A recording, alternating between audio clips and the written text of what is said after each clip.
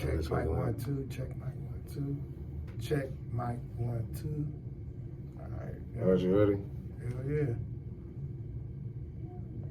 Let's try this shit.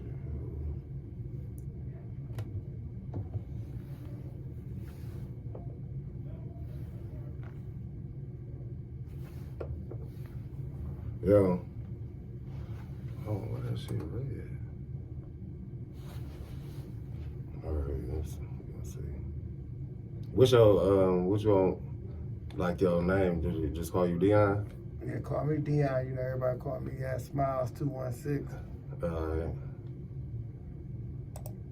Yo, we back. On some takes. See how loud that shit is? Oh, whatever, that shit so fucking loud. You gonna have to turn some of that treble down on your shit, nigga. You got that treble up. Put some treble in it. Yeah. Alright, that's better. What episode is this? 10? I think it's 10. Yo, we back. Episode 10. Awesome takes. Got a special guest in the house today. Got my homie, you know, I done know him for a long time, over 10, you know. Oh, yeah, We got some good topics for him. I know he most definitely, you know, has the personality. And he got some topics as well that he wanna, you know, probably talk about. What's up with y'all, man? It's your boy Dion Barstow, man, future mayor, or probably y'all motherfucking goddamn president of y'all United States if we still gonna be alive. But no, y'all can follow me on X at X Smiles 216. That's what I go by, Smiles 216 though. What's up, y'all? What's up, Cleveland? How y'all doing? It's a pleasure to be on today, hosted with my boy AUS, Off the Best. So, you know, we about to get it cracking, man. We got some topics we want to discuss with y'all. And hey, y'all, let's talk about it. For sure. We're going to start off with Chris Brown. I know you heard about Chris Brown. Man, you know that's my son, man. We got Chris Brown. Like, bro, you know that's my son. He on tour. Well, he was on tour. He's still on tour. Don't do that. He's still on tour. He's locked up right now. Yeah. You know. And, hell with no bond. Yeah, they said no bond until June 13th. That's when his court date is. So. But you know he got shows within there. That's what they're saying. So, like his tours and it's in jeopardy. You know.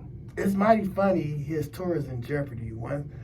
A day before he was locked up, my man, once that stupid stuff came out about that line girl Megan Thee Stallion with Tory Lanez, my man said free Tory Lanez, and next thing you know, he was locked up about some bullshit that happened 2 years ago. Come on, y'all. So shit that we go like a dude for popping the head with a bottle that probably deserved to get popped in his head with a bottle for some shit 2 years ago. Man, the main thing is what these people about to do about these tickets. It's about to mess his money up. I heard he probably lose over $4 million. But guess what? Who's in charge of all that, man? I ain't in no conspiracy theories, man, but I don't know. It just seemed mighty weird that the day before he was locked up, my man says free Tory Lanez, man. Well, they try, you know, they're gonna try to make that conspiracy theorist, you know, stuff. But let's get into this next topic. You heard about the 10 people from New Orleans that escaped jail? Hey, man, they pulled them. They pulled the biggest height, the biggest Shawshank Redemption heights in our generation. They said it was a hole in a cell wall, and then they said the lone guard left to go get food.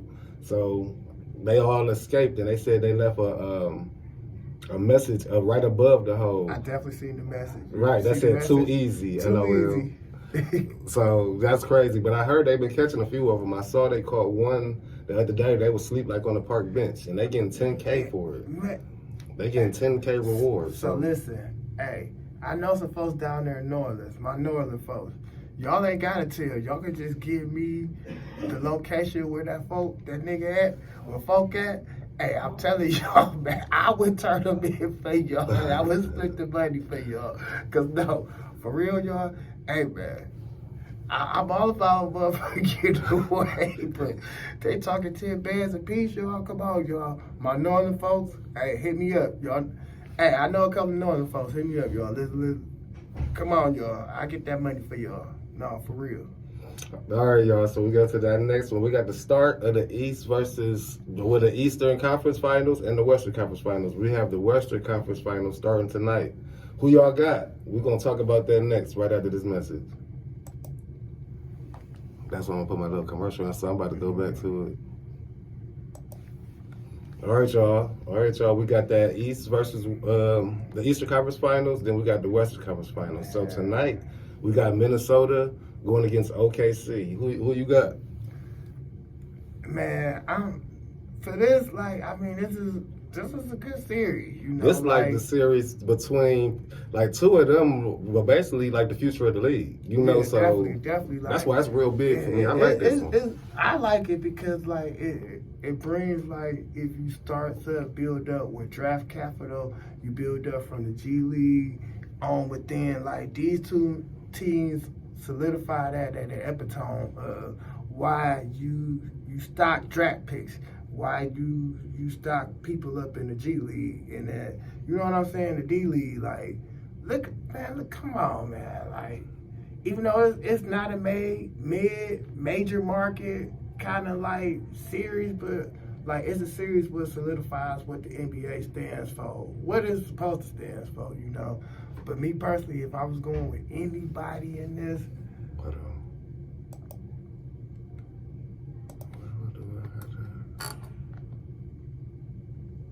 going to take that out. Okay. Okay, Mal, we back. Well, you can give it to you. But no, if we was picking anybody in this series, I don't know. It's hard to root against Shy. You know what I'm saying? My boy Shy, and it's hard to root against Ant-Man. So, like, I'm just hoping for a good series because it ain't the motherfucking Cavs. So, like... Yeah, we got Shy, you know, he the MVP. I think Ant-Man gonna get it, you know, eventually. So, like, this just, we seeing the future. You know, that's my main thing. Yeah, you seeing the Most definitely seeing the future. Then, it's like with the Knicks coming back. You know, the Knicks, you know, they fans are so arrogant and everything. Yeah. So, I think that's good for them, and that's gonna be good for the NBA. You know. Yeah, I know it's good for the NBA. Get it out the way for, you know, the Cavs coming next year. We're gonna let y'all know next year or whatever. But we just getting y'all glory out the way right now because, you know, after next year, we ain't about to play with y'all. Then we also know, like, this is kind of nostalgic because it reminds me of back in the day when you had Reggie Miller and them against John Starks and Patrick Ewing. Definitely. So it's like very nostalgic for me. It's crazy that we got the Knicks versus the Pacers. Like, that's crazy. I like it for that too, right? And it's like the players are not all the friendly and buddy no more. So I like that the game going to that too. Yeah, they got to get back aggressive with this game, man. Y'all being soft, man. Like, y'all let that king come in and soften y'all up. Like, come on, y'all. Get back to the game. Get back to the basics, man. That's what the NBA is about. All right, well, this next topic, I don't know if y'all seen, Denzel was furious at a photographer at a red carpet for that the movie Highest to Lowest that they got coming out. Yeah, I see it was like a little Canes event and stuff like that. I don't blame, man, because, like, y'all people be too close sometimes, man. Like, dang, man, why y'all got to be all up in people's personal space like that? Like, he pointed the finger at him, everything. Man, he pointed the finger at him. And listen, when somebody black put their finger in your face, y'all, get the heck out their way and out they lead. Like, out they box. Man, no, you get out their way. Cause something coming up next when somebody point that finger, like me personally, I point my finger at you, like I'm ready to put my hands on you. And Denzel was ready to put his hands on that dude. It took all them cameras flashing for Denzel not to put his hands on that white man. And you need to thank all them cameras that was there. Even though you was being a bitch paparazzi, you need to thank them cameras that there. Them cameras saved you, dude.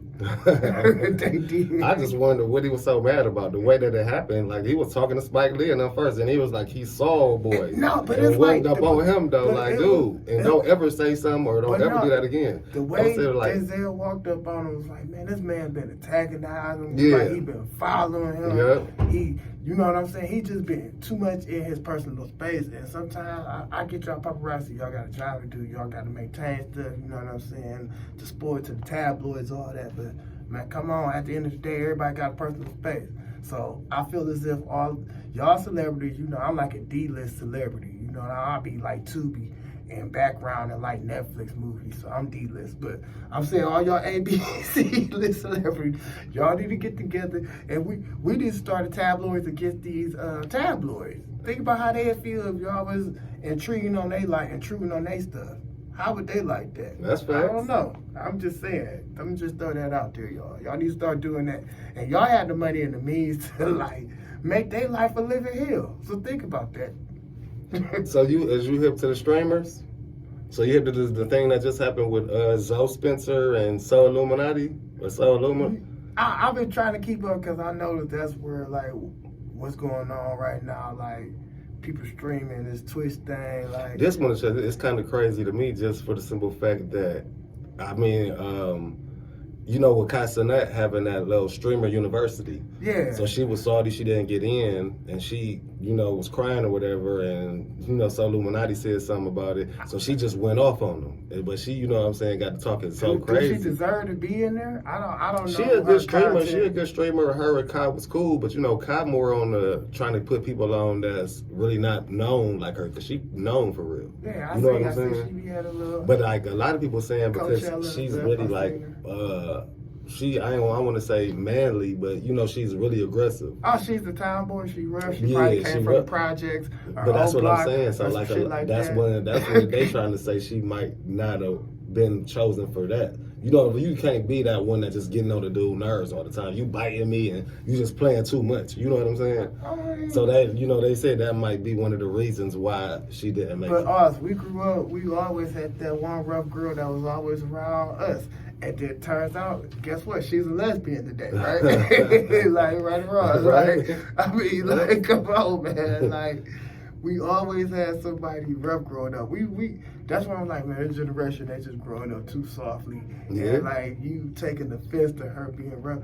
She just trying to be clearly one of the boys. So, like, let her be one of the boys. I can dig that, but you know that also can be I got your back, irritating. Zoe Spencer. Sometimes you gotta read the room. You know what I'm saying? Yeah, you like, do. You got to know it's when a you time and getting a place. irritating with it, and you just still doing it. But you still I'm doing talking it. about like you around men just farting, like all type of things. You know what I'm Weird saying? now, like- Exactly. You know what I'm saying? Weird. So like sometimes people be like, no, I'm cool. I don't want to be around that. Right, you know, right, so yeah. I think that could have been one of the reasons too. And then they stream what 24/7. How they? Listen, y'all need to tell me how y'all can sit in front of a computer all day and do this. Like, kudos to y'all, credit to y'all. Like, y'all I some mean, big when ones. you know, it's different when you got, like they say, chat. You know, in the chat, you got 1,000 people. So basically, you just talking to 1,000 people. You just constantly reading what somebody's saying to you or whatever like that. But it is crazy. You just basically, you know, just sitting there. Yeah, Like, but that's cool though. I mean, hey, it's like this world is ever evolving. More ways to Get that bread. and get that bread and market yourself. You know what I'm saying? Because this is a market world, though. It's all about marketability and marketing yourself to the right audience, to the right people, to whereas you can stand out. Like, because that's how people get rich. Like making a product that's different, that's solving something or changing something that don't nobody else got. That's the only way you can become rich. So speaking of marketing, how you feel about Shador with the #1 jersey with out of rookies? All the rookies, and you got the #1. You got the #1 jersey. You was the 5th round pick, Yeah, 5th and you round got pick. a #1 jersey over the #1 pick. Over the number Like one that's pick. unheard of, you know. But hey, we gotta see what happened, you know, because stuff like that, it's like, you can't cut them, you know. Like a lot of times they say the 5th round pick barely makes the team. But why would you want to cut him? He was. If You know, it's really, just such a substantial difference. That's how you know, like, that draft was something crazy. Was it a monumental substantial difference? Because to me, that's what it feels like. They blackballed him on Exactly. a monumental substantial difference. Because Right. the dude went from sign. What did he sign? Like a 4.5, 5.4 million. I don't know what Contract, it is. right? Contract, Right. Versus For 4 he years. he was probably due 45+ million, y'all. Like if he would have went in that first, second, Well, or they maybe supposed- the third round. You know why they did it? I mean, they humbled him. You know, like, nobody is bigger than the league. They gonna show you nobody is bigger than the Who league. tried to humble him? Like The what? league. For what? Because nobody is bigger than the league. This is a system, and you're not going to be bigger than it. You know what I'm saying? Like, your dad is not going to be bigger than it. You know, another thing that I heard that was really made a lot of sense to me, you setting yourself up a little bit for failure as a coach by drafting him. Because Deion, the thought of Deion being that coach is always going to be over your head. You know he still want to coach his son. He still wants to coach his son. If Kevin Stefanski in the next 2 years going downhill and Deion ready to come to the league, where do you think he's going to be coming to? The Browns? They're going to be talking about, oh, we trying to, you know what I'm saying? Like, so that's another thing why the tier he like to please to his so-called franchise quarterback. So, but especially just picture if Shador good, but the coach or the coach lose the locker room or something like that. You don't think Deion? Oh, we want Deion. We want. You don't think that's gonna be the first thing? It's gonna be noise and holler for it. So that's that could be another thing that deter teams from doing that too. You know what I'm saying? Especially coaches, because my job would be on the line. You know, like essentially knowing about those players, because a player will get you fired. For sure. It definitely get you fired. So, it's just about being cautious with that. Players lose coaches' jobs all the time. Like, for sure. You know what I'm saying? It's not it's called an execution of scheme, and it takes the player to go out there to execute that scheme. So, the coach can't execute that scheme. The player can. Who you going with? Who's your quarterback for your day one so far? It's kind of early, but so I know it's early, but I'm gonna say about so far day one we're probably. I know I hate to say this, Browns fans, I love y'all. Don't beat me up, but I'm leaning towards a Joe Flacco or Kenny Pickett because that's the veteran start. But I think before week 4, 5, or 6, Shador would be behind snaps. I'm not taking that away from Dylan Gabriel. I hear he been balling in rookie minicamp. Man, I'm hearing Shador Sanders balling in rookie minicamp. But for real though, I don't know, man. Shador Sanders, he's commanding stuff, and that dude has something to prove. And if I'm putting my money on anybody, I'm putting my money on 12. Not because my name is Deion. No, I'm putting my money on 12 for real. Hey, legendary status. I'm putting my money on 12. I'm riding with 12. I'm sorry. I'm just saying. Hopefully, at the end of the day, we are riding with 12, because that'll be awesome, especially with us getting this new stadium that they talking about in Brook Park. Mm-hmm. So just picture, we get that dome, we got Shador with because he's Super Bowl status, with his personality, with all the celebrities, with all of that, he most definitely superstar status. Definitely. So hopefully he just gets the opportunity to show and produce. Hopefully, Because I'm telling y'all give that boy one chance behind center, that man ain't coming back behind center, y'all. So mark my words on this, y'all. Once he get behind center one time, it's over for whoever quarterback. And shout out to Deshaun Watson. I wish you. Matter of fact, speaking of Deshaun Watson, I was getting into that because they just said, they said they throwing it out the booth. Yay! We about to get Deshaun Watson back. Y'all psych, man. Get out of here. We don't care that Deshaun Watson is going. Look, dude, who cares, man? We're not about to see Deshaun Watson in the Browns jersey again, and I hope that we don't see Deshaun Watson in the Browns jersey again. Get out of here, man. You done had your chance. I'm you should have just gone and retired for real. But he Ben Simmons fleeced us out of our money. Exactly. It's cool though. I wish Deshaun Watson the best, because I actually thought we were getting that Houston Texans Deshaun Watson. But I don't know, if you watch how he played when he was with the Browns, you can see mentally, you can watch on film and on tape and at the games, he battling something mentally, and some demons, whatever they is, he got to fight those first. The talent is there, don't get me wrong, but whatever he fight within his head, he ain't going to be that Deshaun Watson from Houston, Texas, if he don't get those demons or whatever he battling out his head.